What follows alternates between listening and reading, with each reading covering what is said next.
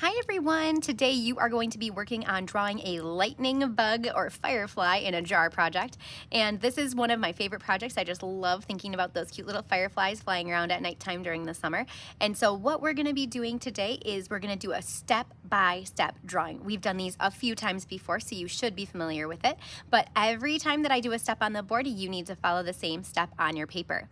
After you finish each one of the steps, I want you to check yours and make sure you finished it, and then also check a partners to make sure that they finish their step too. That way we can help keep each other on track. As you complete your drawing, you're also going to have some time to add some white crayon to it to show where the jar is and to show maybe where some stars are at nighttime. So I have a video that's going to show you all of those directions, and you're going to follow them step by step. Please be great listeners for your sub. Do your absolute best job, and I can't wait to see what you come up with when I get back.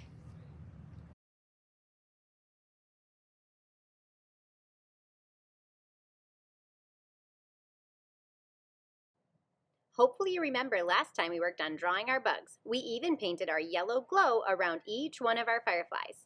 Today we will add the blue and purple to finalize the rest. The next step will be watercoloring.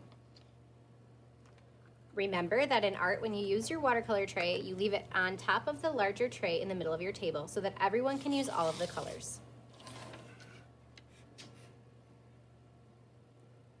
First, we will be painting a circle around and over the top of each one of our fireflies.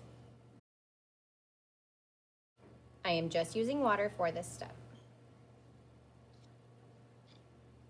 Next, I will take some blue and I will start to fill in the part of my jar.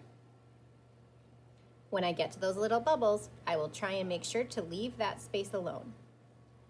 As blue touches the water, you will notice that it might spread out along the outside of that circle. That is just fine.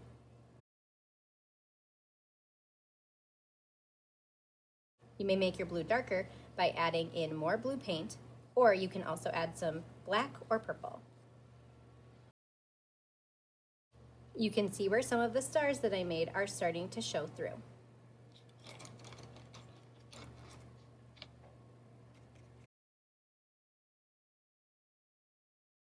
Last, you will need to paint the lid of your jar. I am going to paint mine purple, but you may use whatever color you would like. Now I will stop and let this dry.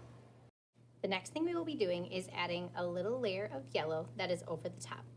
You cannot do this step until after the blue and purple has dried.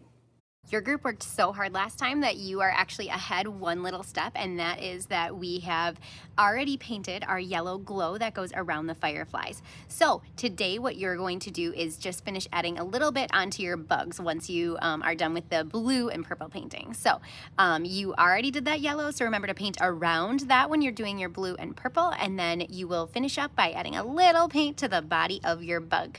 We will save the metallic Sharpie part for next time. You can also add a little bit of color to the body of the fireflies if you would like. In this example, I will add a little bit of orange or red. I won't go all the way to the edge of the body because I don't want it to end up bleeding out into the glow. If you notice it is bleeding a little, you can always use a finger to gently wipe the paint back to where you would like it to be. Then be sure to wipe off your finger with a paper towel or a tissue.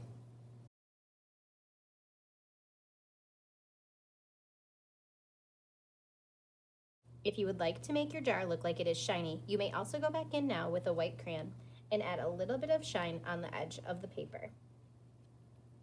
Do this by pushing hard with your white crayon and making a shape along the outside edge. You will have to go over it a few times for the white to really show up. Make sure that you use nice, heavy pressure.